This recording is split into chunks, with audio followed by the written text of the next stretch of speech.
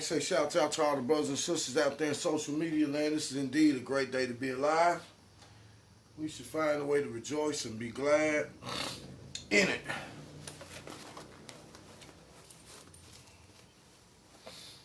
Let's see here. This is going to be a part 2 video on, we titled it last time, Forget What You Heard About Marriage. And why do we say forget what you heard about marriage? There's so much stuff out there about marriage now. It ain't the right stuff. And so, that's pretty much what's going to have to happen. You literally going to have to forget about the things that you heard about marriage and have your brain washed so we can understand it for what it really is. Y'all, please forgive me if I sound a little stopped up. I'm a little choked up. This air out there, sometimes that air, it can affect your breathing. But anyway, where do we want to start? First thing we want to do, we want to start by talking about what marriage ain't before we start talking about what marriage is. Marriage is not two women married. That's not marriage. Now they can put whatever kind of sticker on it that they want to, but that's not marriage. Marriage is not two men neither. Marriage is not all this foolishness that they got. You got people going out marrying trees, and somebody married a horse. And see, they try to put marriage on anything, but that ain't marriage. So, marriage is not living with somebody for 20 years. That's not marriage neither. And that's the funny thing about it, because you can be with a person for, like I said, you can be with a person for 20 years. But you ain't never going to be able to say, that's my husband or that's my wife. After 20 years, what do you call each other? Now, this is still my man. This is still my fiance after 20 years. Listen, if you got somebody that's with you for 20 years and y'all ain't found a way to be able to, not so much as a ceremonial type of thing, but marriage is a mental thing. It's mental. It ain't got nothing to do with the ring. It ain't got nothing to do with the ceremony. It's mental. So after 20 years, and you still can't say that between your mates. So marriage is not being with somebody for 20 years. Shouts out to you, King. That's not marriage neither. Now, one thing our churches never taught about, they never taught about fornicating. They taught about shacking up. And shacking up says like a fancy doctored up, but shacking up is dealing with living together. Fornication is dealing with something completely different. So you ain't got to be living with nobody, but most cases before two people come together and start living together, they have already entered into the act of fornication. Now, we're not saying these things to stone nobody, throw rocks at nobody, to point out nobody's sin. We're simply going to be looking at marriage. So we're looking at what marriage is not. So, now, I don't know if you can see this, but I'm going to back this camera up and I'm going to aim it down. And if y'all can see this, we have a stool and a TV tray. It's full of, there's a shot glass. There's like a martini glass. There's a little plastic wine glass. There's a drinking glass. There's a beer mug or root beer mug. Glass. There's a plastic one. Then you got another type of glass that cup that you can use to conceal what you're drinking. Then you got a flask. You got a bottle that holds liquor. You got a plastic cup. Now, when we start talking about marriage, we want people to understand what's really being said, because you seem to have an assault on marriages when it comes to the Negro or the Hebrew Israelite, whatever you want to call yourself, Christian, whatever. I call you a Negro, point blank and period, because that Negro right there, it goes past religious constructs and things that you can become a part of, things that separate you. So when we say Negro, we talking to the Christian, the Muslim, the Hebrew Israelite, anybody else, Jehovah's Witness, Buddhist. I don't care what you belong to. If you a Negro, none of that stuff matter, because it is the Negro family that's in trouble. It is the Negro family that's in trouble. No matter what religious construct they belong to, the Negro family is in trouble. The Negro family in Christian church is in trouble. They don't exist. The Negro family in Israelite heritage is the same thing. Because when we start coming in contact with different information, we start doing things that we see other people did. But you still ain't been able to clock in to the one most important ingredient. That's how do you find a way to dwell with the person that you're married to. You see? The Muslim, the Negro that call himself the Muslim, is the same way. Because when you look at us from one family, and you look at our family structure as a whole, our family structure is decimated. So you can go to the Islamic man and find out that he ain't got no wife. He divorced, he got kids scattered all over the place and still hopping from one bed to another. Go into the Christian church and find the same thing. You find that Negro right there, sitting on the deacon board. It still ain't got no wife, but still hopping from one bed to the next bed. Got kids scrolled all up everywhere. You go in Israelite houses, you find the same thing. You find jokers that done changed and put Hebrew names on themselves, but they ain't learned how to live by nothing in the book when it comes to how you going to live in this life and the things that's important to the Most High. When we start talking about, we ain't talking about no religious ideologies. We're talking about something that's happening to a particular people. No matter what religious ideology they're a part of, they still have not been able to climb over this particular hurdle, all the while claiming that God is the center and the head of their life, that Yah is the King of glory, that Yahshua. Man, it's the same thing, man. It's the same thing. So at some point, we got to start looking at what's the problem. Because if we understood what the problem was, maybe, just maybe, we could understand how to fix it. See? You know? Everybody loves the Most High, but we don't love God enough to do what He tells us to do. When people get married, you want to get married. You want to get married by the Hebrew elder. You want to get married by them. You want to have the wedding with all of the fancy bells and your ancestors and your forefathers. That stuff don't keep the marriage together. Because there's plenty of brothers and sisters that's doing that right now. Still, in a year, in 2 years' time, divorce. They ain't paying attention to that. It all look good. It sound good. You got it going on every day. Every summer. In church. Wedding bells ringing. In the parks, wedding bells ringing. All of that wonderful stuff. Got to hire the popular pastor to marry. That don't keep your marriage together. 1 or 2 years is divorce. Children destroyed.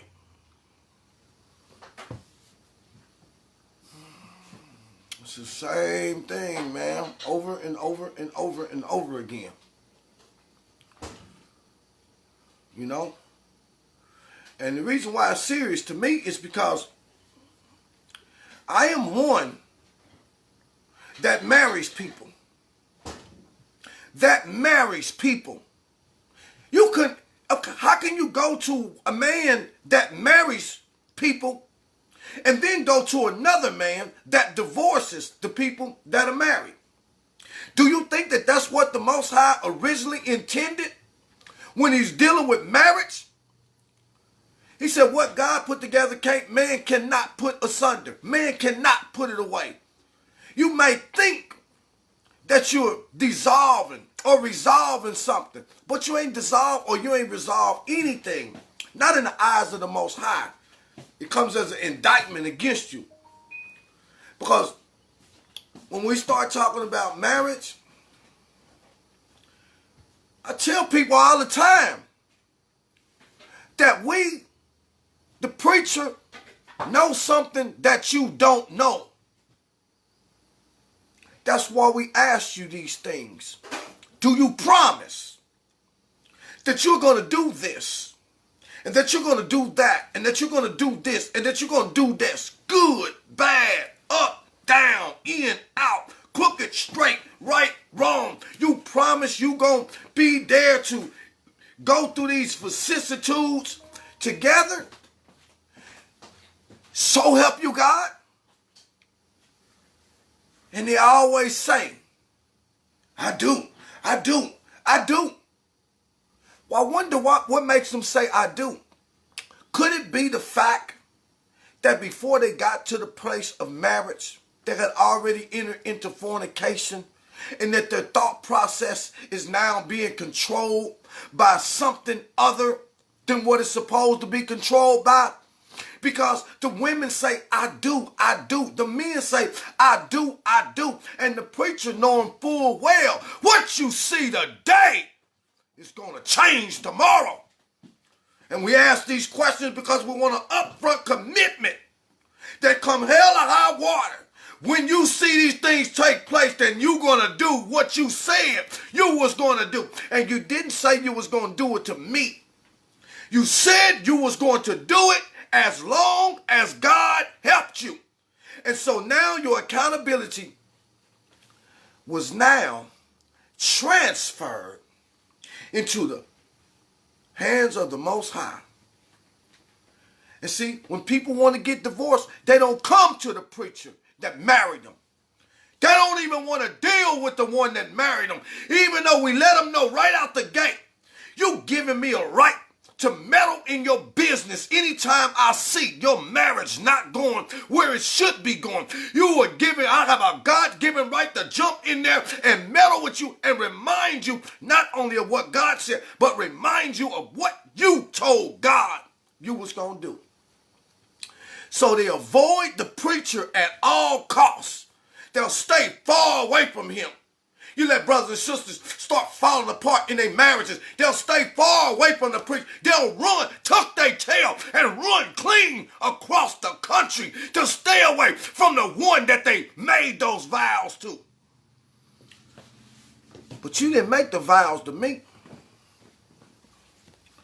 You make the vows to the Most High. Now, there are other people, such as myself, who may have gotten married and had no comprehension of what marriage was. You see? You didn't understand it. You didn't know what it was. You didn't know what your responsibility was. But nevertheless, if you in there, you in there. You see? When I did in my first marriage, I didn't have a clue. I was only 20 years old. I didn't have a clue as to what marriage was. I was listening at everything that marriage was not, that people said marriage was, and the emphasis and the importance, there was no emphasis put on things that was important. Only thing emphasis was always put on superficiality, superficial things. So, to our brothers and sisters that are married, hey man, you better pull yourself together. Sister, you better pull yourself together. Because the Most High don't want to hear about what kind of man he ain't now. That you done already did it. He don't care about that. Because it says, he who finds a wife finds a good thing, and he obtains the Most High's favor. So that means that a man have to come and find and seek you out. But can't no man make a woman marry him. A woman have to make the final choice of whether or not she going to give herself to that individual. And you not going to give yourself to no man in marriage and then come back to God talking about he ain't the man that I thought he was, this, that. Well, you should have thought a little bit harder because God don't want to hear it. And we're telling you what it is.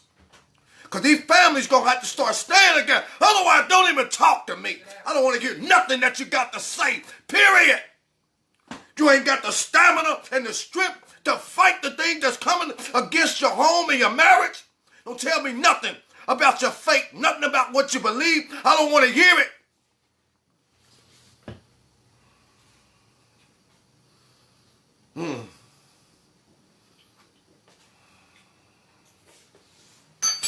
It's not everybody's fault that marriages fall apart. It's only one person's fault that marriages fall apart. It's only one person's fault that they fall apart. That is the person that makes up their mind that I'm going to quit.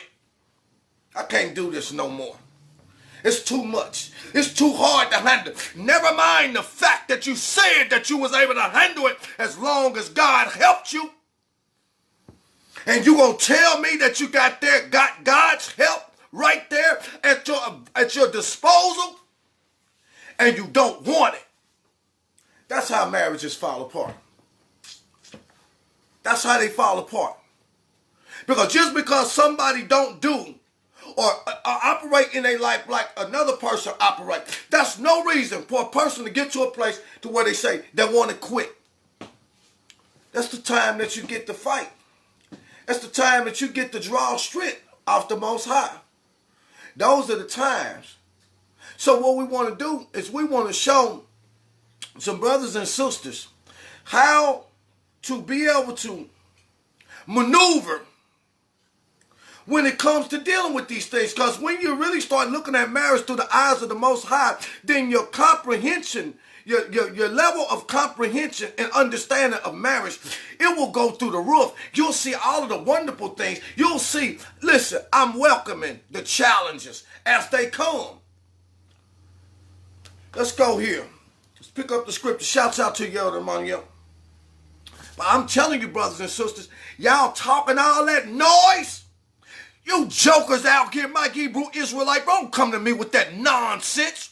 You ain't been able to keep a wife. You ain't been married to a regular wife in this world. You ain't been able to stay with the baby's mama. You got 2 or 3 babies' mama. You gonna tell me you gonna get a Hebrew name, see that some of your ancestors had multiple wives. Now you want to do the same thing? You ain't even learned how to keep one woman. Now you want to deal with 3? Well, I wonder if none of those women worked, if none of them had jobs and all of them did was made babies, and then you had to go out there and work and then come home and take care of them, and then you had to deal with the bickering of those 3 or 4 women with westernized mindset, and you had to deal with the responsibility and the bickering of the children that those women are having, and ain't none of them bringing nothing in. I guarantee you, your little pump booty butt wouldn't want no 3 or 4 wives then. You want 3 or 4 women for what you can get off of them. God didn't make Adam with 3 or 4 women. God brought one woman to Adam and told him the 2 now shall be one flesh. Because that's how they was made in the beginning. And just because your forefathers done it, don't justify it, and it do not mean that God sanctioned it. So you can miss me with that nonsense.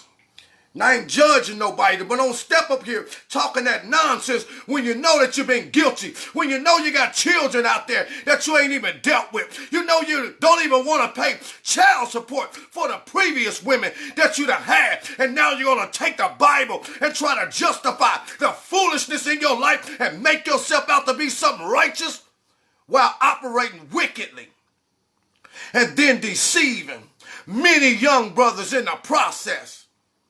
I'm going to tell you what marriage ain't. That ain't marriage. That ain't marriage.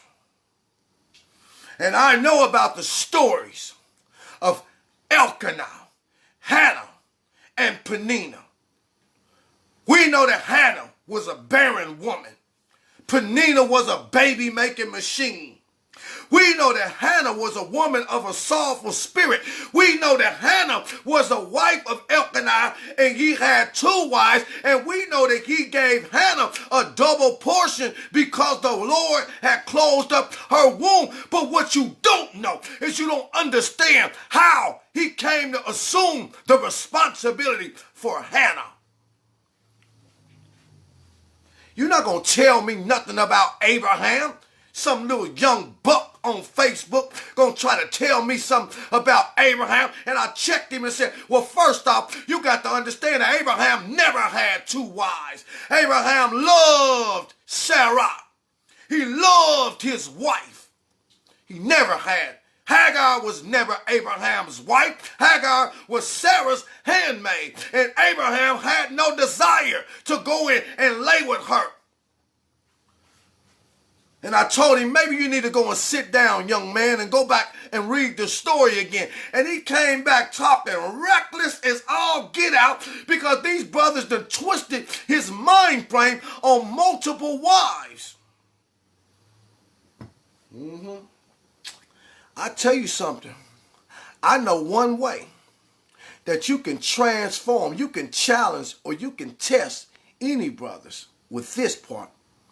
All you got to do is declare any man that wants to have multiple wives, none of the wives can work. Now, by way of 7, if we told the men that had 3 or 4 wives that in order for you to do this, none of the wives can work, by way of 7, if you believe that them jokers would change their minds, put a 7 up in there. Because it ain't many of them that's rich enough to take care of multiple wives. So when you start looking at other cultures and stuff like that, I'm not saying, see, because other cultures, well, he said, well, you know, that's the culture of the Africans. That's the culture. And I thought you was a law keeper. Didn't the book of Leviticus say, thou shalt not do anything that you seen the nations before you doing? Didn't the law say that? Oh, where do it come from then? Well, you know what? Who knows? Nobody's saying, see, only thing I'm doing is you test the motive of people, because it's the motive and the intent of the heart and the motive that's going to come down to being what it really is. And many of these brothers' motives are not right.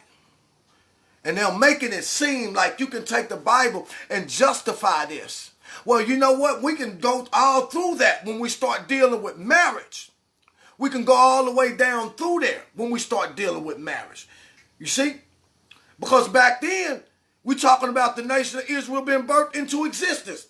And it had to be preserved while they were growing, while they were going through war, while they were going through these different things. It had to be preserved when a wife's husband died and she got no sustenance. That's why the Most High instructed them to take care of the widows and the fatherless. Those are what your would-be multiple wives would be. They would be widows and they would be fatherless. They would be widows that had children who men would come and assume the responsibility for. Those would be your multiple wives. There wouldn't just be women that was heaped up, women that was heaped up.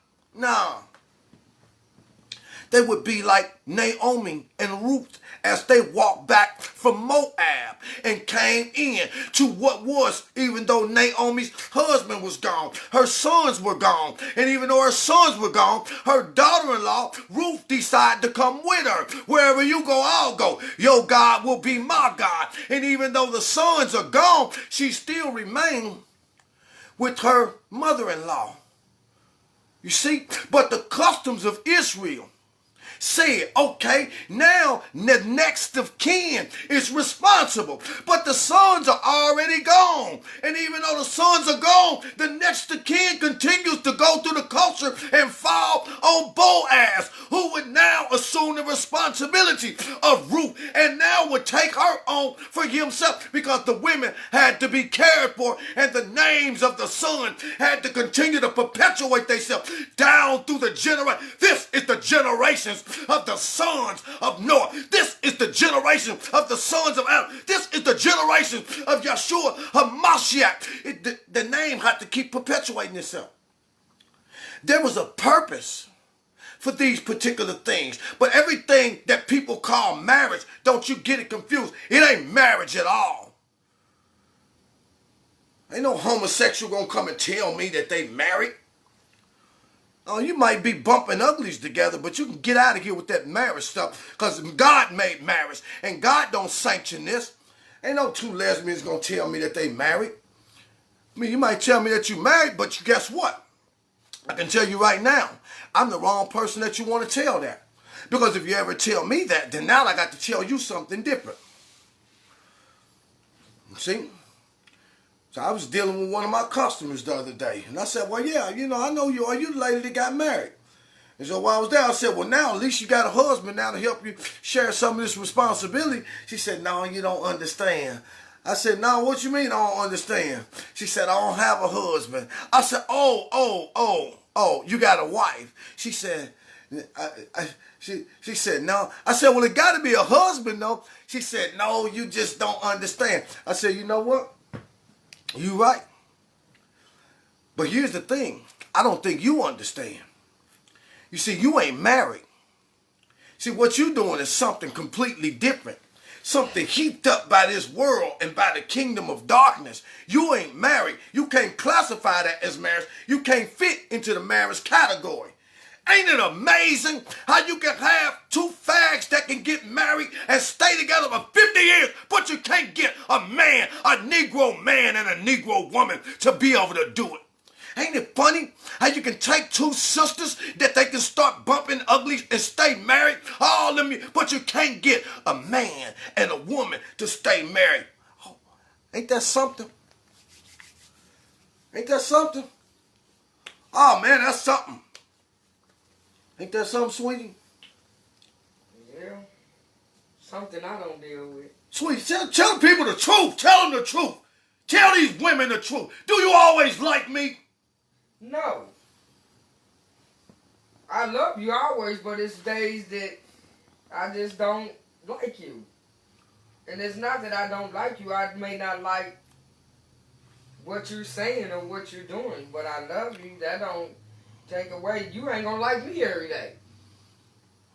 See, and so do you think marriage is all about what I like and what I don't like? No. But for those that don't understand the constitution of marriage and who they making their vows to, then no. Because a lot of times we repeat those vows. We don't be more know what they mean, who we making them to. We assume we're making them in front of the people and the man that you're married. But those vows are you're making to the Father and His Son. It ain't got nothing to do with the people. Now, have you always thought like that? Of course not. You see, somebody need to hear that. Because what you're doing is that your sisters need to be challenged, just like these brothers need to be challenged to listen at some point. So what we're gonna do is we're gonna do this, okay? Sweetie ain't on the camera, but she right here with me. She right here with me. From time to time, we're gonna hear from her, because sisters need to hear from the perspective of a woman that is married to an imperfect man carrying the weight of God's righteousness, undeserving of it. You're going to get to hear from a woman that when the video goes off from handling the righteousness of God's word, now you got to look at somebody that ain't even can't even be classified in the same arena. But the thing is, it don't matter because we're all there. There are no perfect people. There are no perfect marriages. There are no perfect couples. You see? But there are some things that even in our imperfectness, we can do great things together because of our imperfectness. And that's what I want to show you. I want to show you that in the midst of us being completely different and all of us being imperfect, that those imperfections can be used for greatness and a great exemplification of the Most High's righteousness in this world while we live. If we can understand these simplistic principles, and that's what we're going to look at right now. So let me go to a very important passage of Scripture, and we're going to start there. And then we'll paint the pictures from there. Hold on. Go ahead. I'm going to get on it. First. Okay?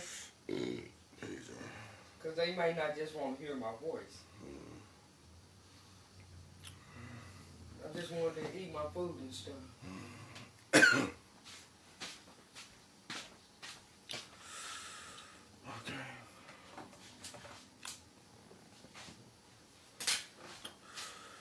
Whew, I ain't got hot. What's wrong? You alright? Yeah, you know. Okay, we're going to take off. We're going to read from... We're going to read, and this is going to be a balanced video. To my brothers that are not married, I want you to understand that you have to exercise your rebuking authority that God gave you over sisters. Why do I say that? Because sisters are more overcome by fornication than men are. Men don't just go in there and just make a sister lay down and start having sex. A sister has to move in a way and open herself up to you in order to bring you into the act of fornication. And you got to understand that before you get a wife, you have to start exercising your God-given rebuking authority over the demon that overpowers a woman and gets her to bring a man into fornication. You see, she can't overpower that spirit, but you can rebuke it. She can't overpower the spirit. That's why the Egyptian woman did all sorts of things trying to get Joseph, bring him into the act of fornication, because the spirit had overpowered her. But Joseph rebuked the spirit and in the process rebuked the woman. That's what brothers need to do. I've been there. I know what it's like. Oh, weak man. You think you're strong. You think you're strong. You think you're a player because you can catch women. You think you're strong. You think you're a player because you can catch women. What you don't understand is that you've been set up. You've been set up by a demon that been controlling, overpowering that woman. She knew that she was going to get you, what day you was going to get it, and everything else. And you thought it was you. You was a weak man. Just like I was a weak man. Letting women just use me. Just use my body up. Anytime they get ready. Anytime they want to open up their legs and lay down. There you go. There you go. You think you doing something. You ain't doing nothing, man. You being controlled.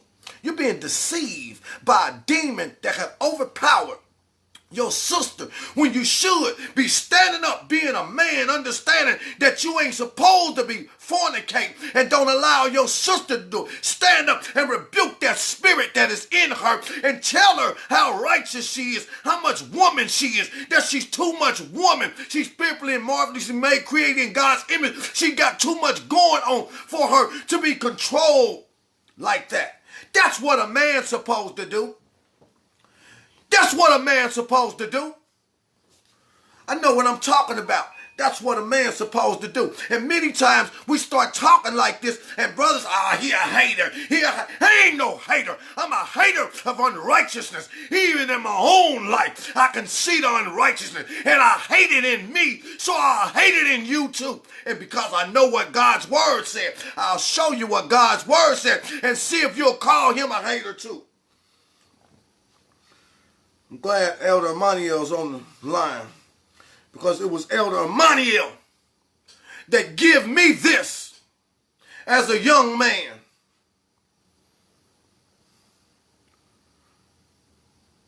The testament of Reuben.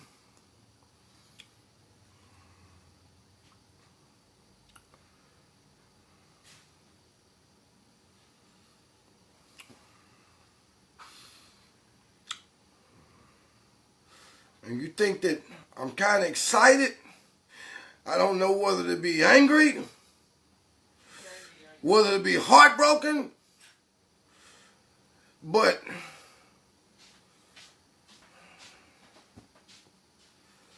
yeah, it break your heart.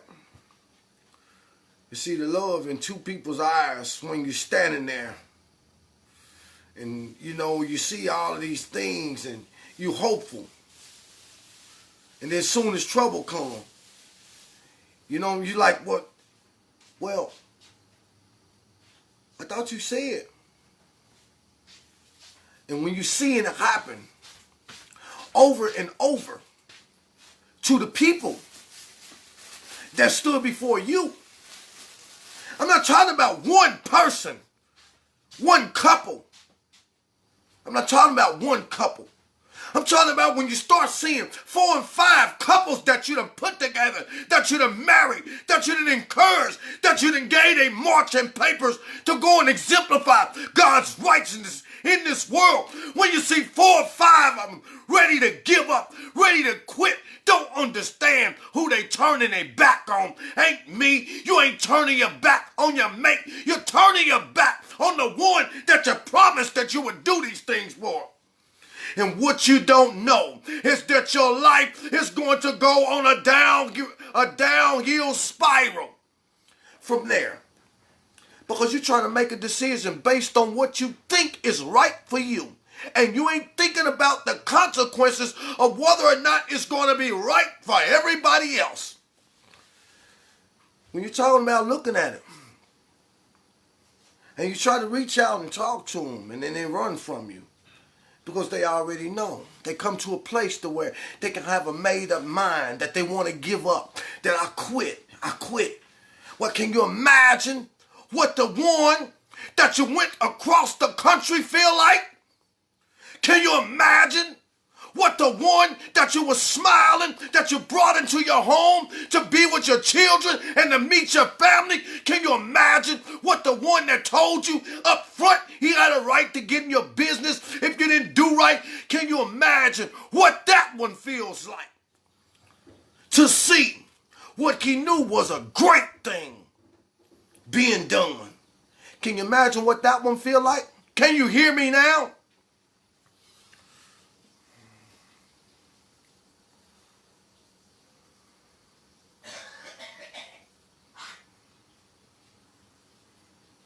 Let's see. Can you hear me now? I'm going to show you something. Let me show you something. Let me show you something. Man, can you hear me now? And there are many other brothers. Because I don't just speak for me.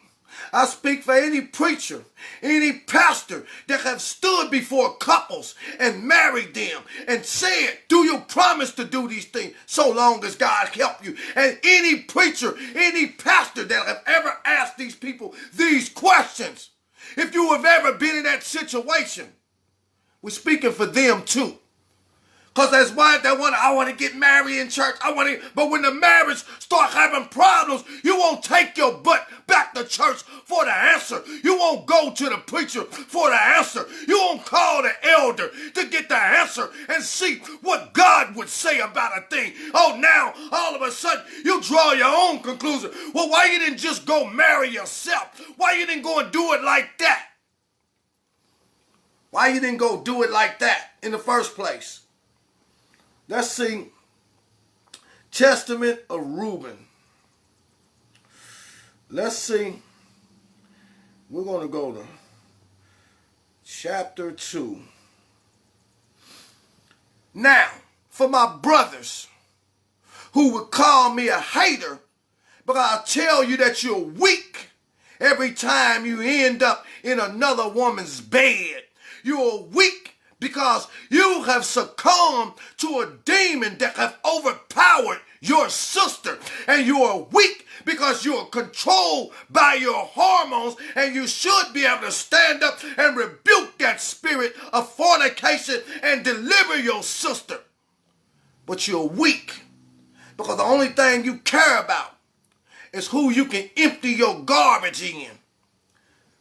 Let's see if you classify me as a hater. Let's see how you feel about what the Most High got to say through one of the sons, one of the 12 patriarchs.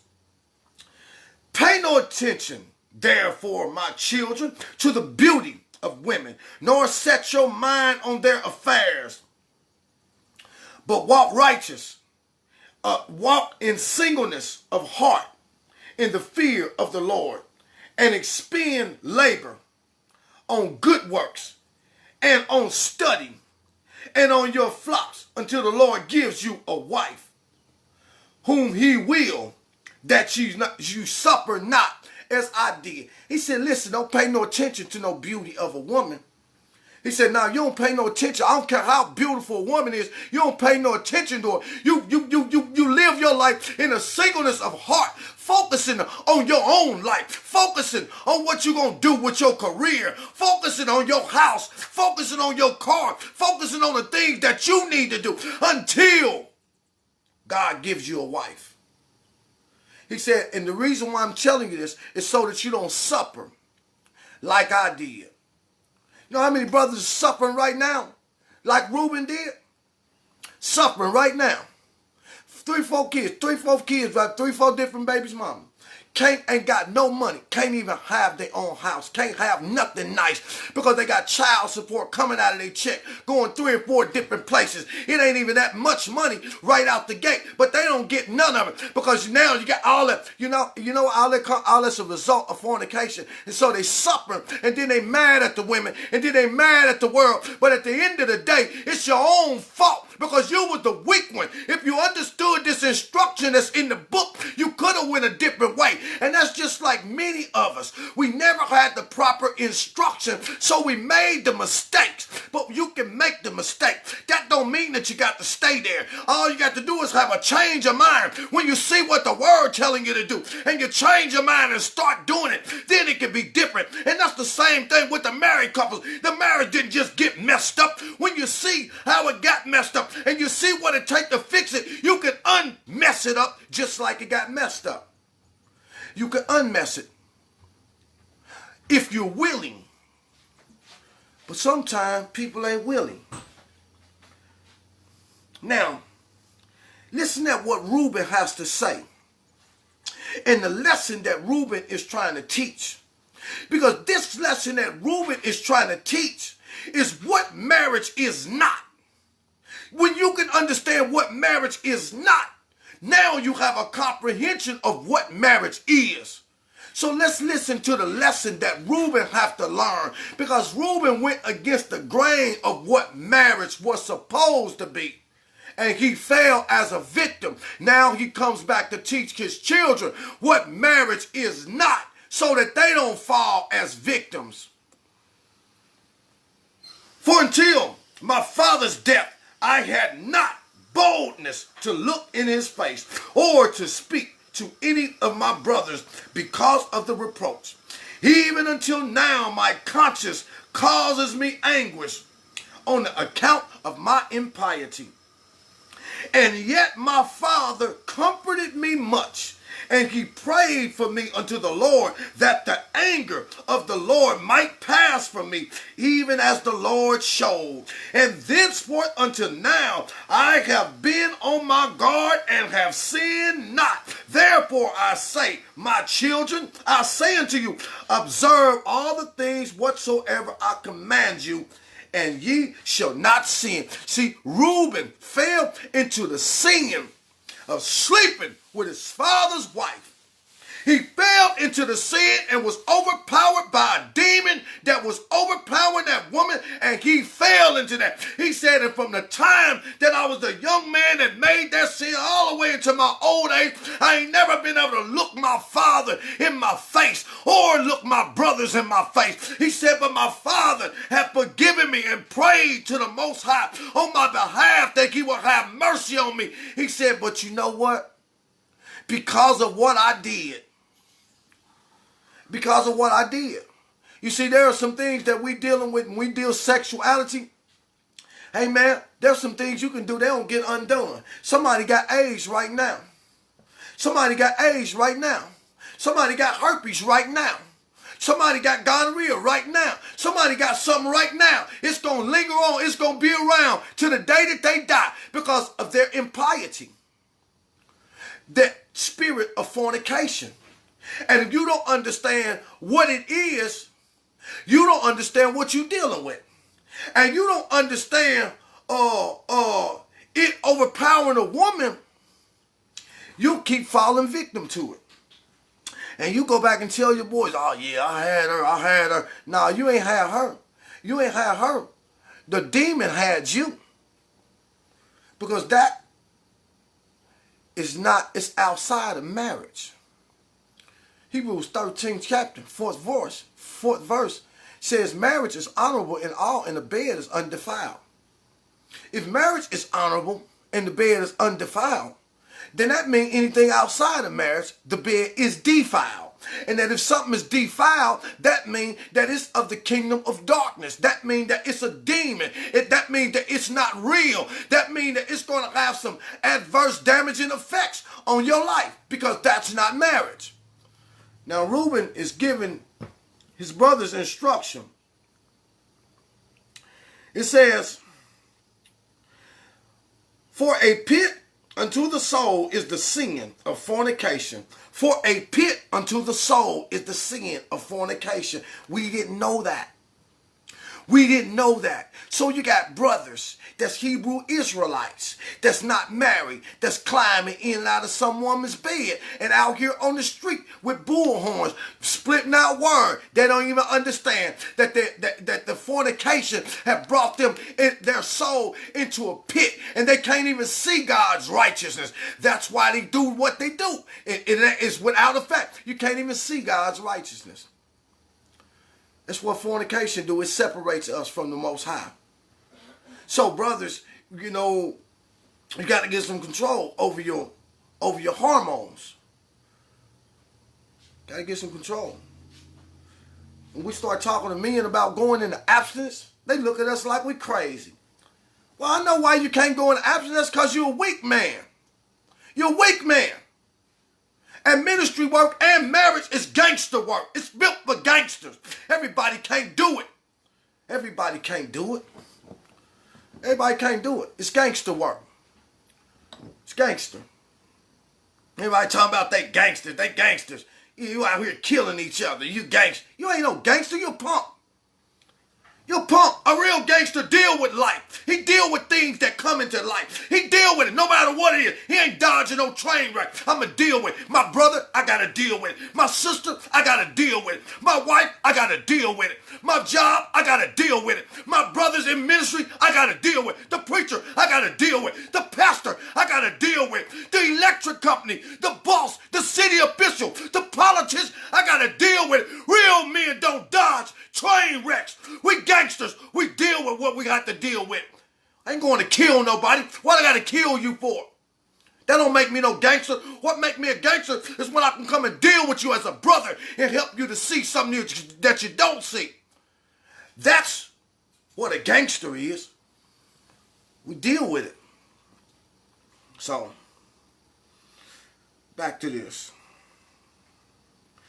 For a pit unto the soul is the sin of fornication, separating the soul from God and bringing it near to idols, because it deceives the mind and the understanding and leads down young men to hell before their time.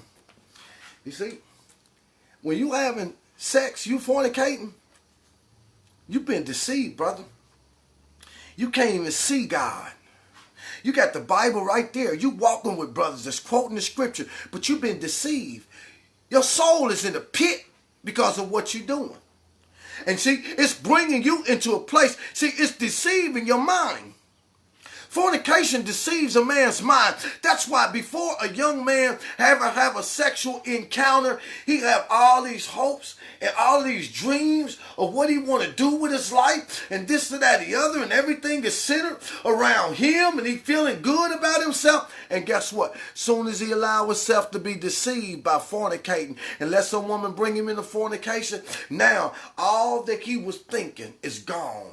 His mind had been deceived. So now it's all about her. It's all about the one that brought me into fornication. So now instead of my dreams being chased and me opening up my dream, all of my dreams have been scattered and lost. They've been traded in to chase after the demon that overpowered the woman that brought me into fornication. That's what it says. It leads the young men down to hell before their time. For many have fornication destroyed, because though a man be old or noble or rich or poor, he bringeth reproach upon himself with the sons of men, and duration with Beliar. For ye heard regarding Joseph, how he guarded himself from a woman, and purged his thoughts from all fornication, and found favor in the sight of God and men. For the Egyptian woman did many things unto him, and summoned magicians, and offered him love potions. But the purpose of his soul admitted no evil desire. Therefore God, the God of your fathers, delivered him from every evil and hidden debt. For if fornication overcomes not your mind, neither can Satan overcome you. If fornication overcomes not your mind, neither. See? And you know what? And you want to see fornication overpowering people's mind? I'm a real man living in the real world. I'm married. I got a wife. I got everything. But you know what? I also am a man even before I got a wife. I ain't no science fiction when it comes to this world that you living in. You want to see how many people's minds have been deceived through fornication? How many people's lives have been brought into a pit? Look at the explosion of pornography. You see? And everybody in the porn industry is fornicating. You see? It's what it is. But that's not marriage. That's not marriage. And it can't be classified on the same level as marriage. And marriage brings good things out of the life, and it exemplifies God's righteousness in this world. Fornication gonna bring the bad things out.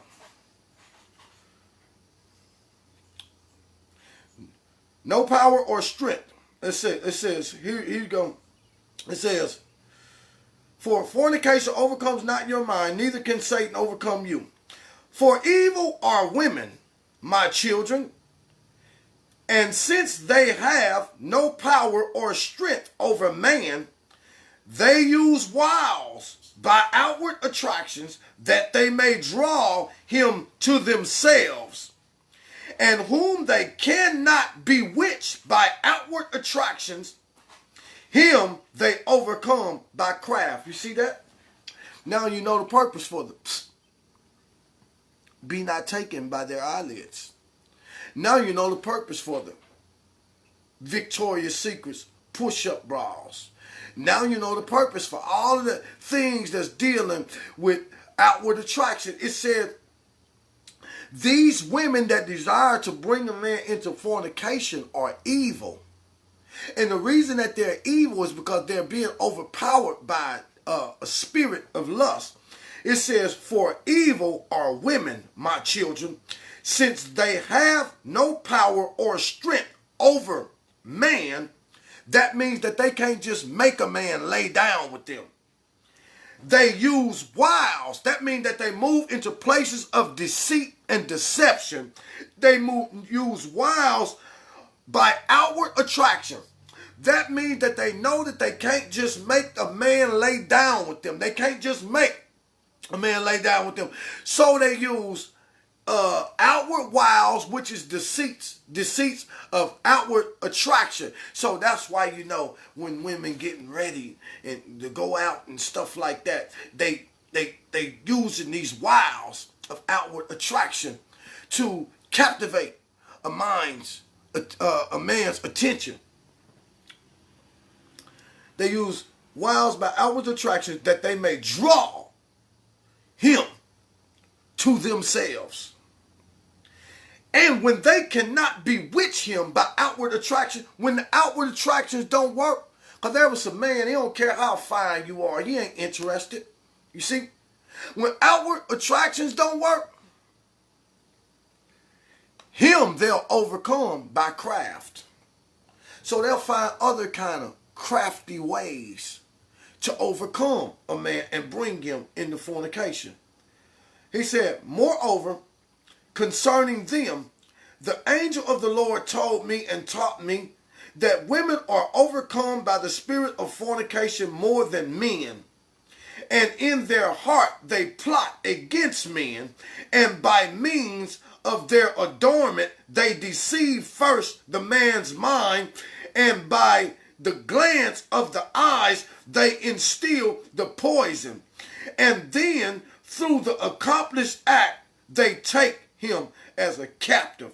For a woman cannot force a man openly, but by a harlot's bands she deceives him. Flee therefore fornication, my children, and command your wives and daughters that they adorn not their heads and faces to deceive the mind, because every woman who uses these wiles have been reserved for eternal punishment. And so when men are supposed to teach women certain things, and so even when we teach them, it said teach your daughters and teach your wives as well. When a man is teaching his wife, hey, you don't need that. Now you ain't gonna be walking around here with these eyelashes on. Our sisters don't know what they're about. But King Solomon knew what they was about, because he told the man, be not taken with their eyelids. There was something about the eyes of a woman. That's why the Egyptian women have the stuff around their eyes and have their eyes made up, because the eyes contain the poison that the demon uses to instill in a man that is weak when he don't understand what's really happening. We know what it is. So now I wanted to bring that in there. Now we get back to marriage. We can get back to the main important thing. Because if you're going to have, you know what, in order for these marriages to start working, this fornication it's gonna have to take a back seat. So that's how that go. So now we're going to go back to 1 Peter. Yeah. And that's what we're going to read. And this is where we're going to give our demonstration at. and then we're going to end the video. Because listen, I don't care what you're going through in your marriage. Me and Sweetie Pie, we've been married for 20 years now. I've been married a combined total of about 37 years of my life. You know, my first marriage ended after about 16, 17 years. But me and Sweetie Pie have been married now. We've been together for like 20 years, you know what I mean? And this marriage here, it has been something great. Oh, it's been filled with roller coaster rides and everything. I don't remember not one bad thing that happened. Because I understand marriage, I understand that whatever happens in the course of the marriage, it's the Most High that's causing it to happen. And if he's causing it to happen, then guess what? He is elevating us to a greater place as a couple. When we can understand that, we stay together. When we can understand that, when you married, whatever you go through, it's the Most High that sent the storm. It's the Most High that did it. He the one that sent it in there. All you got to do is remain connected. You don't know how to fix it? Me and Sweetie been like this the whole time. Sometimes we've been in sync. Sometimes we've been in sync, rolling together. Other times we've been in the opposite, rolling together. And then sometimes we've been all that. But we done remain connected. And see, as long as you remain connected, eventually God will say, yeah, look at that. Look how it's flowing. Look how it's flowing now. Look how it's flowing now. That's how that go. You know what I mean? So that's what it, you know. So we're going to do the demonstration. And then hopefully that's going to help some of you get a chance to see for what it really is. All right, so here we go. Now, okay, sweetie, you can come on over here and sit down. Now, as you pick one of those up. Pick one of what up, babe? One of these. Okay. First, we're going to read the scripture. Oh, you got two. You just sit, block it. You sit where you can block it. Yeah, there you go. Can't I just close the curtain? Oh, no, because it might make it too dark in here. You're fine. Okay. It's good. My head ain't that big. My body ain't that big. Okay, what we doing now? I'm about to read the scripture first. Shalom, everyone. I hope everyone is having a wonderful day. What about the people that don't know what shalom means? That means hello. Peace and blessings to all. Okay. 1 Peter, 3rd chapter, it says, 1 Peter 3rd chapter, 1st verse. Likewise, you wives, be in subjection to your own husbands. Then there's a semicolon right there. So it's a semi-pause, but it's going to keep going. He said, this is important. You wives, be in subjection to your own husbands. You know what he's saying? He's saying, you wives, when you get home, I want you to have the same level of obedience to your husband that you just gave your boss at work. You see? Because see, a woman can be at work. She don't particularly care for the job she got to do. She might not even like her boss. That's not it. That's not the door. It's the window. She might not even particularly like her boss. The door is shut, though. Okay? But the thing is that she's able to go to work and do something and then obey a man that she don't even particularly care about. She'll obey his every word because that's her boss. So it's either you care more about the money than you do about your husband. Because if you can come home and you can't obey your husband, who God gave you, but you can go and obey another woman's husband at work because you need the money, that's saying something about your life, sister. So the Most High said, you wives be in subjection to your own husband. Your own. Not some other woman's husband. And I use the boss because that is the ultimate, that is the epitome of what it means for a woman to be in subjection to another woman's husband versus her own husband. He says, you are in subjection to your own husbands for this reason, that if any obey not the word, they also may without the word be won by your lifestyle. Now, this is a hurdle, sisters, but it ain't going to go away. You ain't getting the Father's blessing unless you do it the Father's way. He said, you be in subjection to your own husband. It ain't predicated on whether he's doing right or not. He said, you being in subjection to him, it said, if you got your husband and he ain't doing nothing that he's supposed to do, you're being in subjection to him that the Most High might win him because of your lifestyle and how you conducting yourself. That's a responsibility of a wife. That's the power of a wife when she can operate in that type of arena. But you can't operate in that arena without having an effective prayer life with the Most High. You don't find women like that. Now, this ain't about women. This is about marriage. So it's going to get real balanced right here. It says, but likewise, you wives be in subjection to your own husbands, that if any of your husbands obey not the word, that they also may be won without your words, without you running your mouth. Because when men ain't doing what they supposed to do, this is the natural response of a woman. But God is saying you'll never get nothing done like that because your mouth ain't going to do nothing but drive him crazy, and he ain't going to do nothing but worse and worse and worse. So he said you can't do it like that. He said you got to win him without words. So that's something that sisters can work on. He said, and while the husbands behold your chaste lifestyle coupled with fear, man, when you stop talking and stop trying to tell a man what to do, that man watching you, he's like, what the hell, what's wrong with her? She don't feel good today? You know what I'm saying? I must be in some real trouble. You know what I'm saying? But that's how it is. Because you know it's true. Because that happens with us. Yeah. See, because, well, I tell you, man, the sweetie pie used to get me. I mean, I'm telling you, boy, when she cut loose, she cut loose. I've had the phone, the videos, and everything. When she cut loose, But she understand. You can cut loose all you want. You can't make me do nothing. And I would remind her sometime, it would heat her up. You ain't responsible for me. I'm responsible for you. You know what I'm saying? But every now and then I used to look for that argument to come.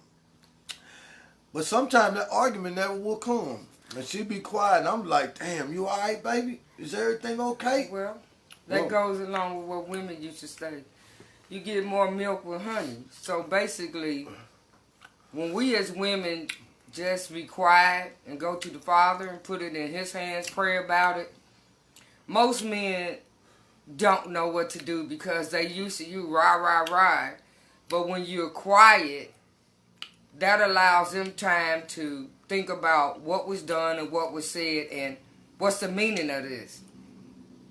Mm-hmm. If you don't argue or talk back, what can they say? They can only do one thing and go to the Father and say, okay, Father, what's really going on? As Elder said, he was used to me, rah. But I learned. I get nowhere with rah, and so I do what the Father said do. I go to the Father. I put it in his hands. It's not easy for me to shut my mouth. It's still a work in progress. But however, I'm better today than I was when we got married. Yeah. And that's what's about progress. And that's why we come on and do these videos. We ain't nobody's form of entertainment.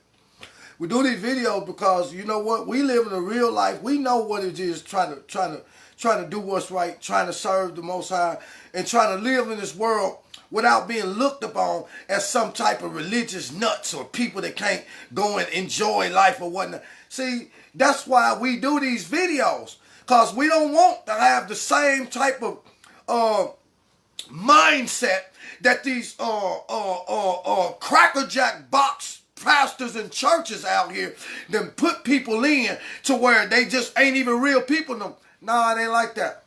Everybody, this is what we go through, all of us. Every husband that got a wife go through the same thing. Don't you think because somebody in church they don't go through it? Please. They just hide better than everybody else.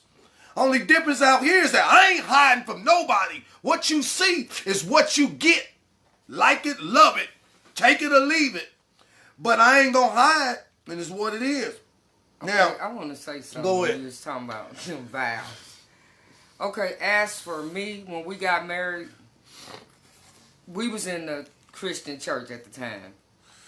The pastor at the time that married us, the vows I repeated, I can't even tell you what it meant. Never heard of them. They were so old, I didn't know what it meant. But what I had to grow up to understand and realize, when I got married, I made my commitment to the Father, which is something that not just women but men may not exactly understand, because we assume that I made my vows to Him, which I didn't, because I state that the Father is the head of my life, which He is the head of my life, but the Father goes before Him. So to me, basically, they're different, but they're one and the same, because the Father have made the man the head of the house, but that does not give a man the right to have his foot on your neck. You have to learn how to sit down and communicate and get in that word. When it comes to marriage, to me, and I'm only speaking for me and my marriage, I don't listen to what people say. I have to take everything that I need to know to the Father, because when I don't, this is not a happy home. And you cannot speak to people and advise people if you're not willing to go through these things yourself and tell people of what you went through, explain how you got through it and who you used to get through it. As far as this marriage, I have to use the Father, because that's the only defense a wife that's in the truth have to help her and her husband see where the gap is, to bring that gap together as an understanding and make them as one instead of two people. Well, that's what I wanted to say on that. Well, and that's good, because sisters need to hear that. And sisters need to hear that, and confession is good for the soul. And sometimes people can be feeling something, but they can't get it out their mouth because they don't, you know what I mean? But it's what it is. Ain't no perfect people in this world, and that's what we about to see. Okay, and that's something else. When you was talking about marriage, when you marry a person, we sometimes look at just the good. We never think about the bad. But the thing I have learned in my marriage is, I, on the other hand, prayed to find out certain things. And I would say this to anybody. I don't care if you a female or a male. Be careful for what you pray for. Because sometimes when we get married, we look at all the good in each other. But as soon as something bad comes along, I was guilty of it myself. You ready to run. You never think about what you don't see in that person until you and a person get married and live together. Y'all gonna see sides of each other that y'all didn't even know each other had. But you cannot use that as a weapon to end your marriage. Now, I'm speaking for me and my marriage. It's only one thing that he can do, two things that he can do that will give me grounds to really divorce him, and I really don't have a ground, because the Father's not the one who decreed divorce. Moses was. That is if he steps out on me or he's abusive to me. And even then, if he comes to me wholeheartedly and asks me for forgiveness and say he's going to change, I have to give him that opportunity. That goes for the man or the woman. I can't just say, oh, and I'm just going to use this for example, oh, he's just a drunkard. He's out all night just sloppy drunk. I'm going to divorce him. I should have thought about all that before I married him, because we do see certain signs in our mates before we get married. And I'm speaking for me. As a woman, those things I said, oh, that ain't nothing, until I prayed for something I really didn't want to know. So that's something I don't even do no more. I don't pray for the Father to show me things that are not yet ready for me to see. Because I did, and it did a lot of damage. Not from him, but it did a lot of damage to me because it made me feel like, oh, I'm above. And I wasn't. All of us are equal when it comes to sin and blessings. Some blessings are for some and some are not. But we just can't throw our marriage away because this person does something or you done found out something from this person's past that you just don't like. Mm-hmm. You have to take the good with the bad.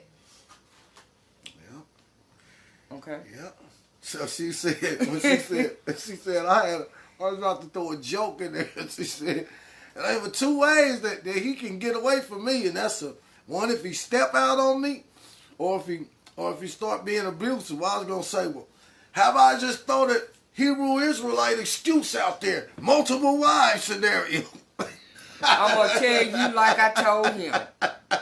It would have to take the Father, His Son, do it. and the Holy Spirit to tell me that's something He want me to do. You couldn't melt another woman and pour her in my house. Not in this house. You couldn't melt her and pour her in We here. have one female in this house, and it's a dog. She's a female. Two sweetie pies? No kind of way.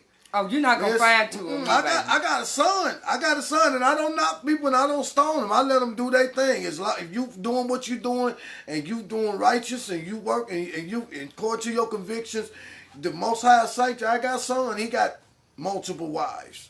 I don't bother him. I love the women. I love them the same. You know what I mean? But as for me, I don't operate like that. Maybe I'm old school. Maybe I'm looking at the scripture from a different angle. I ain't judging nobody because you can't judge somebody for something that can be found in the scripture. If somebody else want to pattern themselves after that, you can't hold that against them. But my mind and my understanding, I am a one-wife husband, and that's just the end of it. And it's sure not going to be another wife up in here. Listen, you ain't even got to put the echo out there. I'm just you saying. Know what? I'm being honest.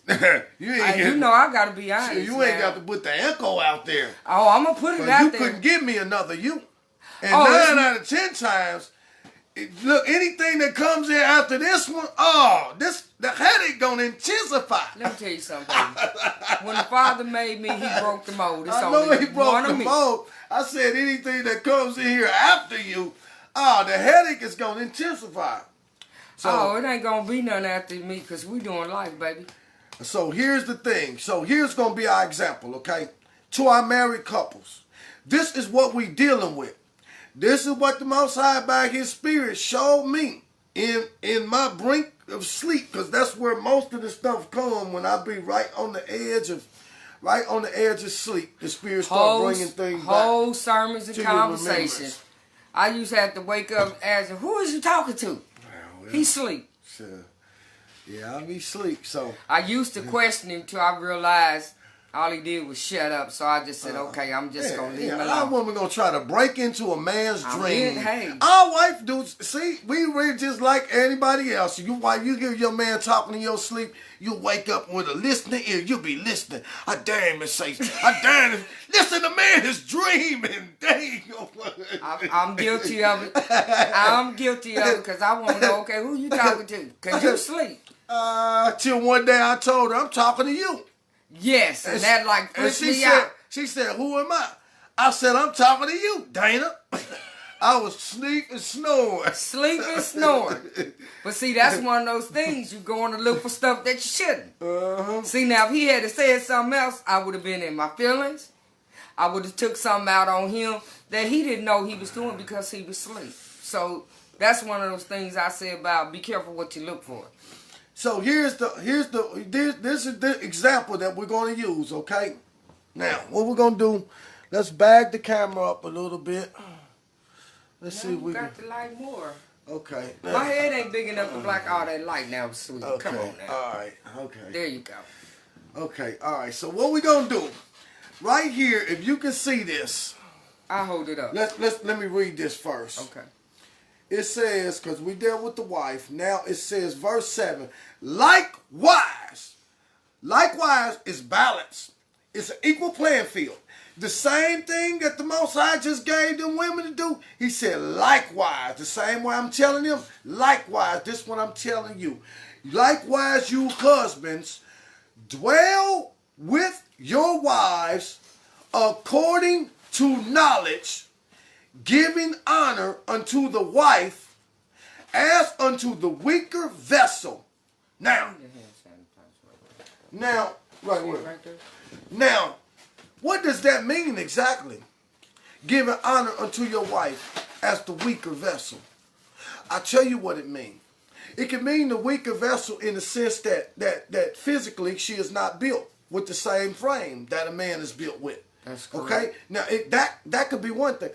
The weaker vessel, on the other hand, is that she is classified. You have to dwell with her according to knowledge. And you have to give honor unto her as unto the weaker vessel from this standpoint. That what makes her the weaker vessel is a lack of vision. Does she lack vision? No, I ain't talking about she don't have no vision. I'm saying a lack of vision that comes from a leadership perspective. Because God gives the man vision for leadership. The woman, he don't give the vision for leadership. So he gives her the instruction of following the one he gives the vision. But at the same time, God said you got to dwell with her according to knowledge. According to knowledge of not just her and understanding what it means for her to be the weaker vessel. Because you can't just classify a woman as the weaker vessel like man just so strong. If you think that's the case, let me see what man could endure childbirth pain. None that I know. You still think she's the weaker vessel? None that I know of. Let me show you what man could endure the natural nurturing spirit of a mother that possesses a faith that can climb over a man having infidelity for 20 years or if she can still be believing. And you think she's still the weaker vessel? Where a man can go through it one time, give up on everything, go eat a bullet, crawl inside of a whiskey bottle. You think she's still the weaker vessel? So it don't mean that. It means that you dwell with her according to knowledge. That you understand that she is the weaker vessel because she is up under your leadership. But when you dwell with her according to knowledge, you understand the power that God had given her that is designed to help you be all that you're supposed to be. And without that help, you can never be the man that God desired you to be. So all them brothers out there that are always talking that stuff about the sisters, they the fools. They the ones that'll never be what God want them to be because they won't give honor to the woman as unto the weaker vessel. And I'm going to show you why. That being a weaker vessel has nothing to do with us being unequal. It says, likewise, you husbands dwell with them according to knowledge, giving honor unto the wife as unto the weaker vessel, and as being heirs together of the grace of life, that your prayers be not hindered. You see, you're heirs together. You're joint heirs together. He gives the wife something to do, and he gives the man something to do. You see, he tells the wife to be in subjection or submission to the man. That means that she is she's subjected to his leadership. But also he said, just because I made you leader and gave you the vision, you better give honor unto this wife, understanding that she's the weaker vessel because I told her to follow you. But that do not make her a weak vessel from the standpoint that she don't have nothing that's not of greatness. That's right. And that men honor our women for what they possess. You see, the weaker vessel is what causes the one that has vision to be strong. He ain't just strong on his own. Show me a man that don't have nobody following you, and I'll show you a man that'll sit down because he ain't got nowhere to go. If he ain't got nobody following him, if you ain't lead nobody nowhere, then you ain't got no leadership. So, look at our brothers. Now you know why they doing what they do, why they toting guns, why they killing each other, why they can't stop the dope and all of this, why we can't stop doing all these things? Because we ain't got nothing to do. We ain't got nothing subjected to us. And it's like that for two ways. Don't no woman want to subject herself to a man that ain't driving nowhere. You got that right. See?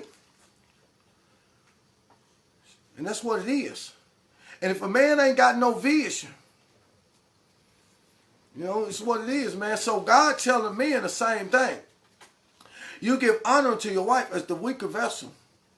Now, let's go and deal with something, because I'm going to show you. I'm going to show you something that the Spirit showed me about marriages. That if we can understand these particular things, it will help us a whole lot better. So, what we have here, Oh, okay, there you go. we have here, we have a stool and we have a tray. And on this stool and tray, we have some vessels on it. So, I'm going to show you something. Let's take marriage. So, with each marriage, you're going to have to take two things. Okay. So, you choose which two you want. As a marriage? Yep. Choose which two you want. These two. Okay? Now, hold up where they can see it. These are vessels. All right? Now, when we start talking about marriage, the weaker vessel that we was just talking about right then, that's what God's talking about when it comes to what he said, a wife. He was dealing with her subjection and her following leadership. And that's what made her the weaker vessel.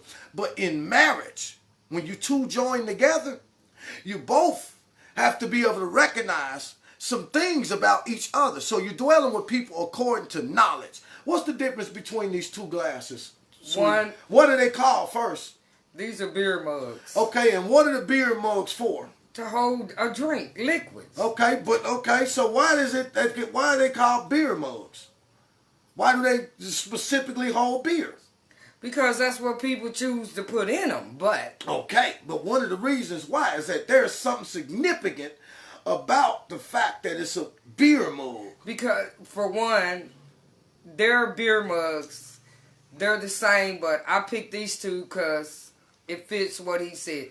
This one is made of glass, so this one I'm going to say is the male because it's heavy. This one is made of plastic.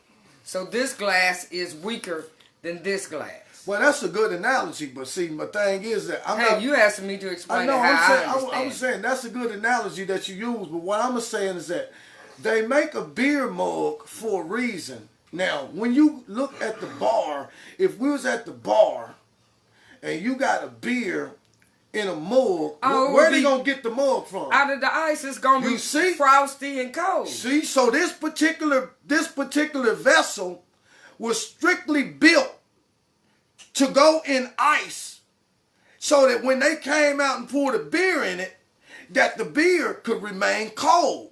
Now, this is the equivalent. So when you start looking at the life, because a marriage is made up of two vessels, two people, that vessel. But the two people are not always the same. Correct. You see? So one of you can go through things that will cause the average person to completely fall apart. This beer mug, it can be submerged in below zero temperatures and come out still great. Where if you use this plastic mug and you subjected it to sub-zero temperatures, it would crack all up and it would be useless. This beer mug right here, you can drop this beer mug and it'll shatter into pieces. But this one here, you can drop this one and it's just going to bounce. Ain't nothing going to happen to it. What am I saying? This is like the scenario of a husband and wife because we're both two different vessels. And when we dwell with each other according to knowledge and understanding that, I understand that the levels of life that I can be subjected to as a husband are one thing, but the things that my wife can be subjected to as a wife are something completely different. And I have to have a complete understanding so that I can know that I cannot subject her to the same situation that I have been in and expect her to be able to do. and handle it the same way. One of the reasons marriages fail is because we get our wires crossed by not understanding each other's strengths and weaknesses, what we can handle and what we can't handle. Let's get two more. This is what? This is a glass. What kind of glass is it? It's a drinking glass. Okay, that's a drinking glass. Now, what do you put in a drinking glass? Water, tea, pop, anything you desire. Okay, all right. This road. Okay, that's a drinking glass. What kind of glass is this? This is called a champagne glass. Okay, that's a champagne glass. So we put champagne Or in wine. Or wine. Yes. And when you drink the champagne and wine, what does that do?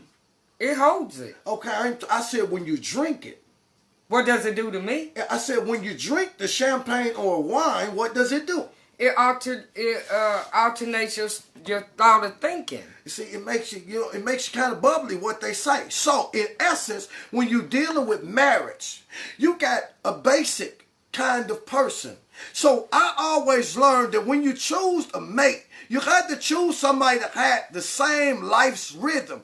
Now, if you just a basic drinking glass could represent a wife or a husband that's just a basic person that they go to work, they come home, they chill out, they don't do too much, everything is basic. But then you have another vessel who is on a bubbly nature. They are sociable people. They like to get out. They like to have a good time. They're full of joy and full of laughter. And when you put those two together, they have to have an understanding. A basic one have to have an understanding that my husband or my wife is an outgoing, upbeat person. I can't have no jealous, broken down, want to keep her in a house type of spirit. I have to understand that from time to time, I got to put my clothes on, and I got to take her out, and I got to take him out. I got to let him go dance, and I got to let him hang with the boys, because this is what he is built like. He is a different vessel. She is a different vessel than I am. And many times, the sit-down basic person now wants to take and pour out all of the bubbly spirit out of the upbeat type of person. And because they won't be like that person want them to be, now there's something wrong with the marriage. But it really ain't nothing wrong with the marriage. It's something wrong with you because you're not dwelling with your mate according to understanding. That's all right?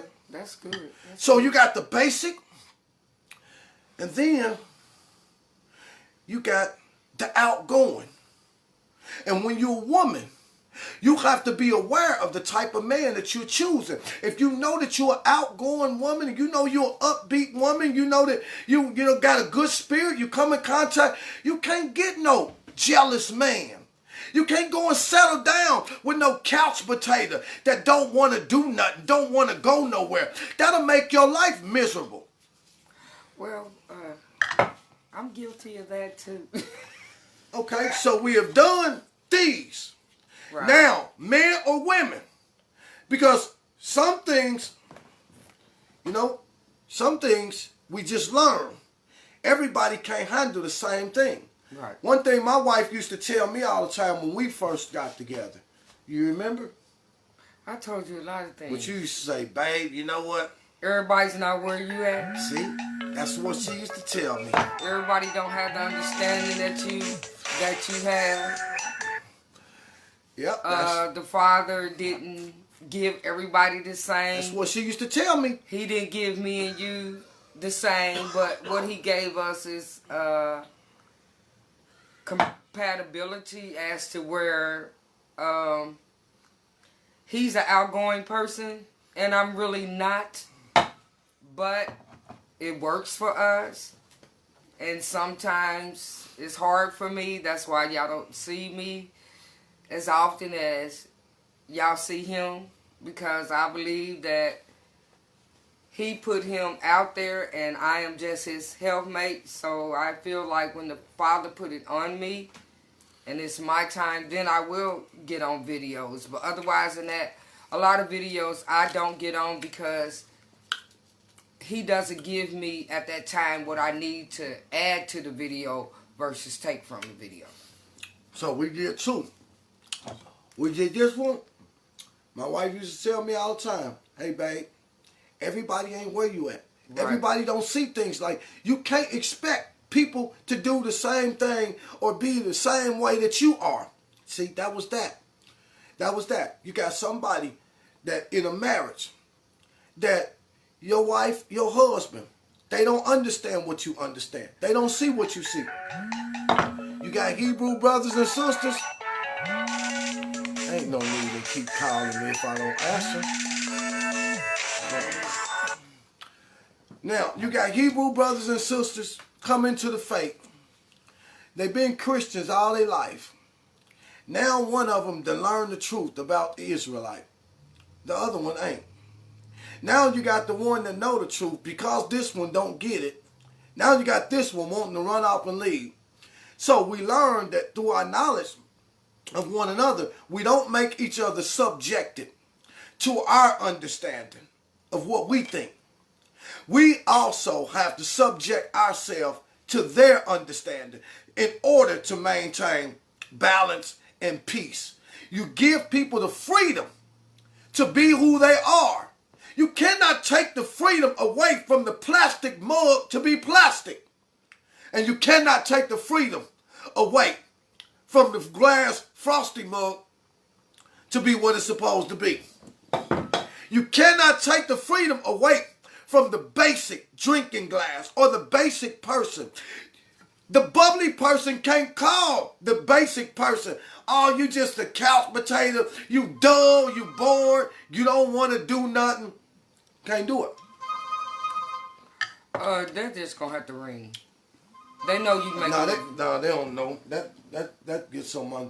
Where's the phone at? Everybody can't reach you on one phone, so they got man. Here, okay. Get that. Go talk to Double L. See? Yeah. So that's what it is. So this is one of them things. If we can overcome this hurdle, we can understand that the basic person give the buddy. But tell Uncle Lloyd I have to call him back. Tell the basic person cannot take the bubbly away. The outgoing person. And the outgoing person, you shouldn't try to. This is what gives a marriage balance. You got two completely different things on each end of the spectrum in every marriage. And the problem with the marriages is that we don't accept the fact that we different. We want to change each person from being who they are.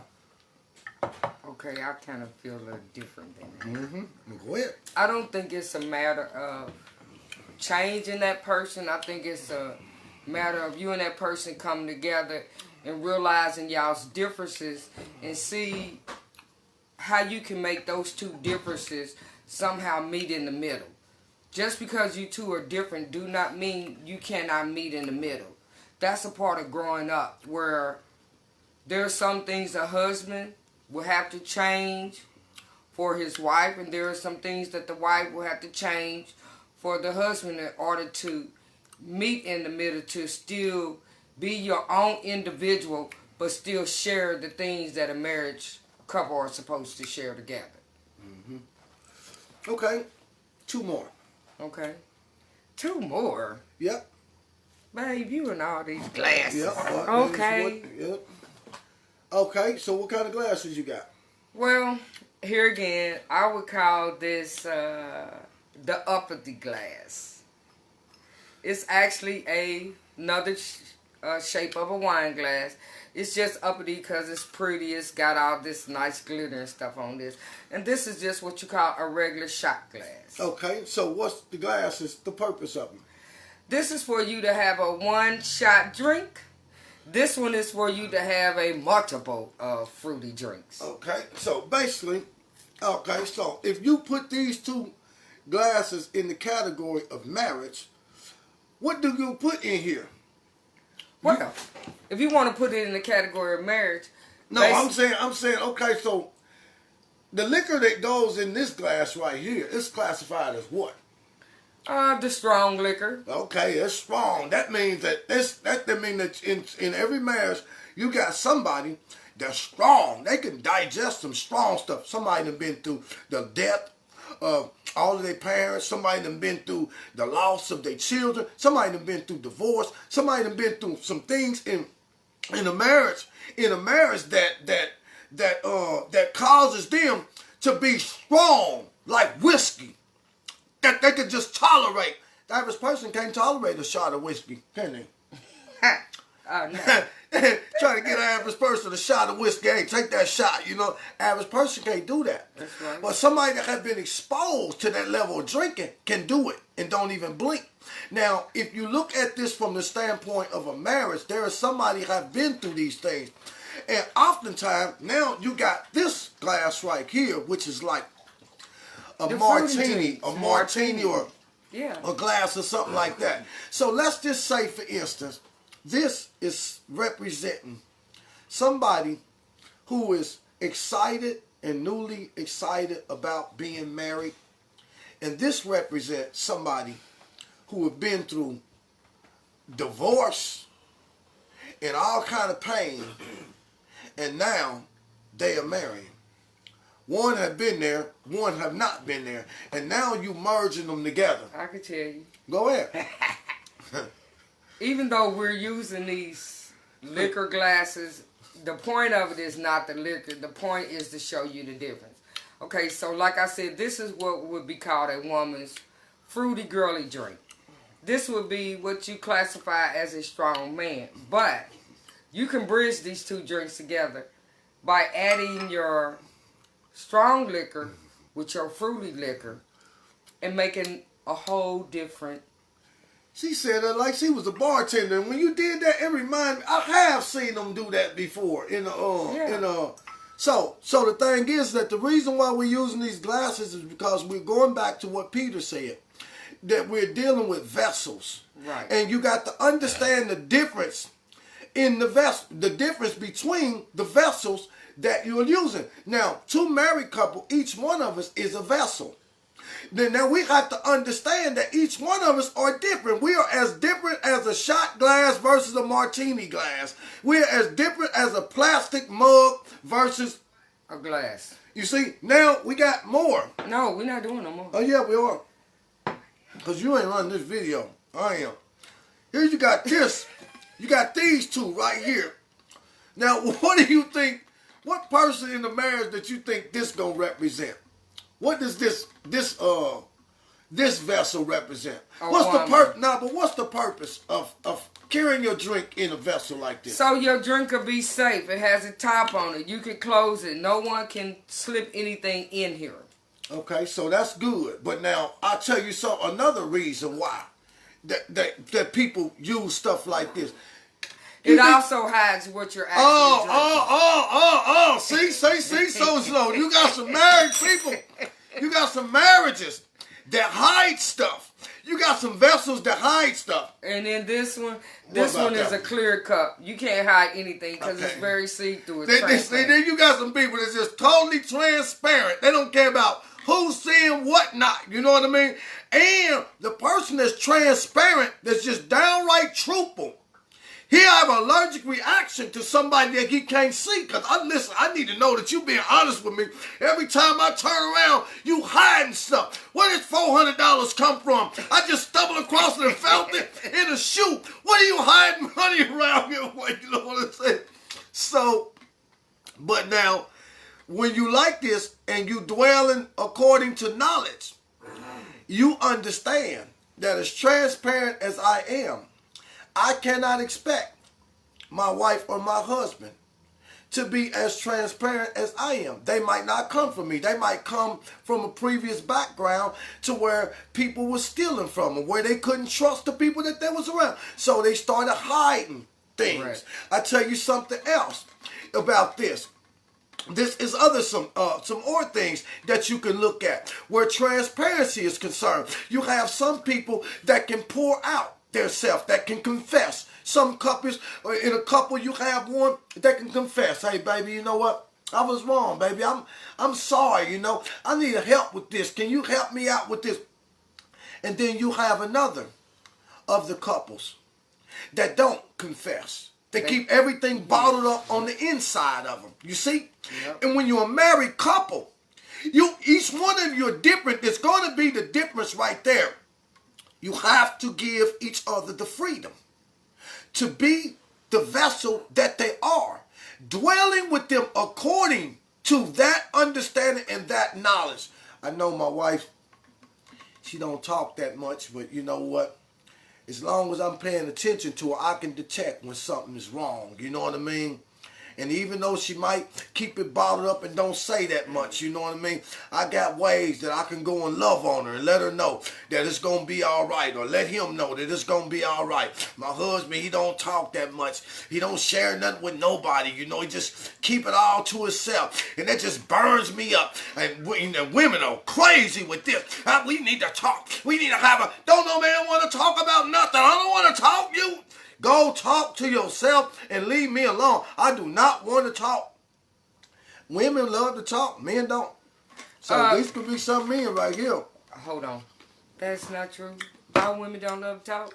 Well, no, women don't. Especially when it comes down to a confrontation. Not when y'all in trouble. Y'all don't want to talk.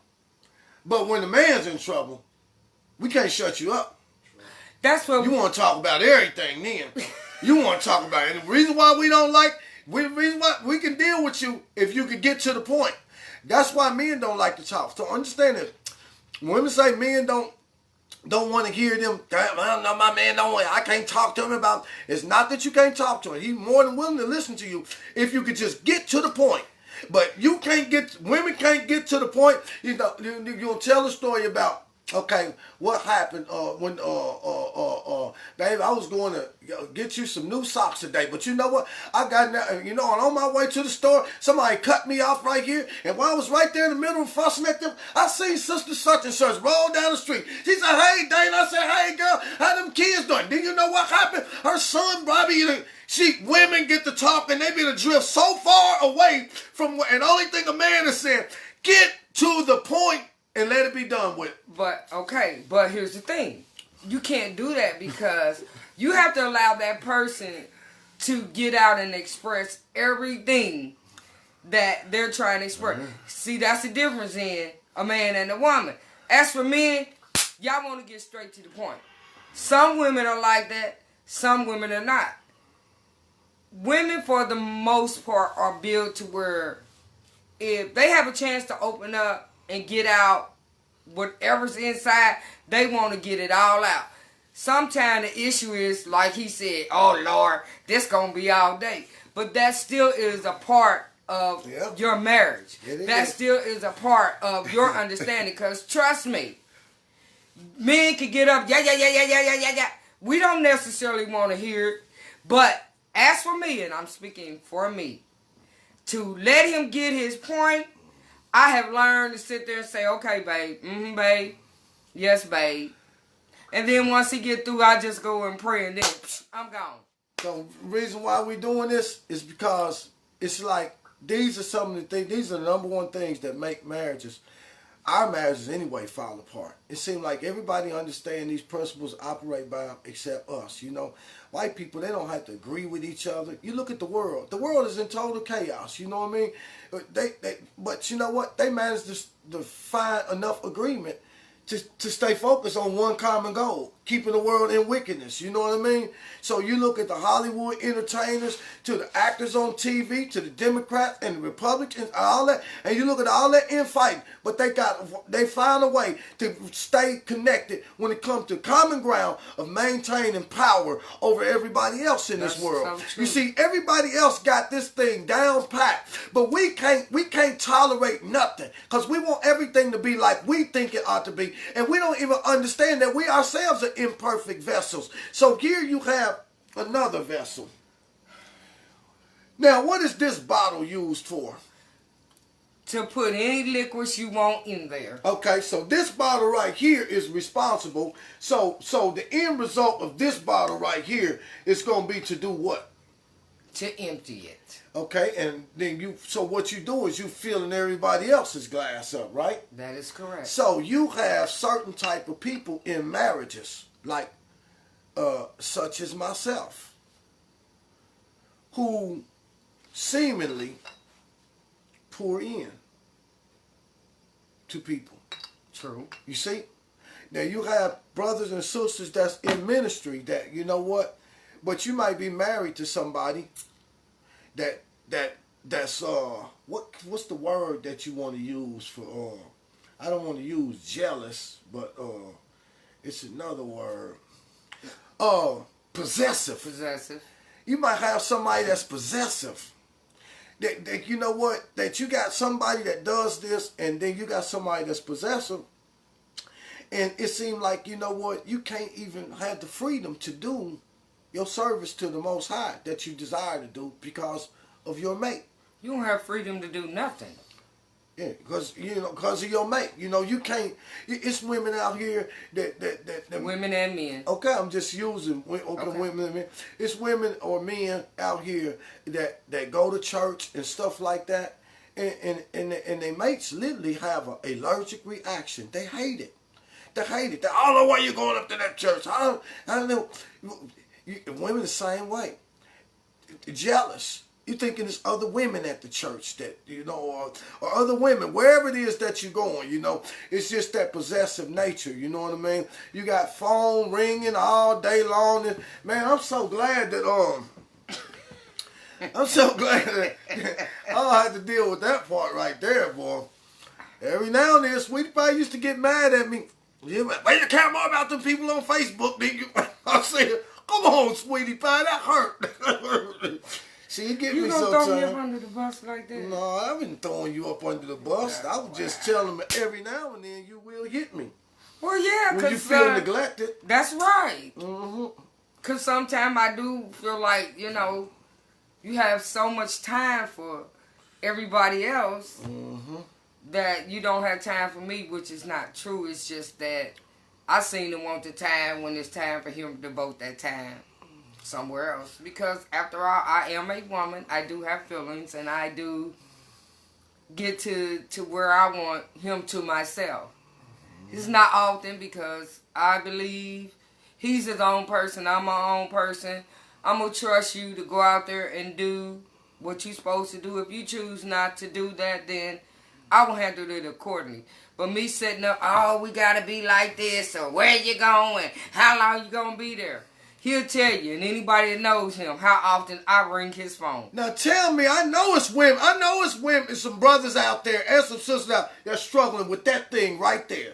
They mate can't even get a break because they mate is following them so close, won't let them go nowhere. Well, where you going? I ain't even been going out the house 10 minutes. You on the other end of my phone. What you doing? Who you with? Who's that out here in the background? Well, see, okay, now here we go. I can't go on the lane. I got no experience because I was not raised that way. I was raised.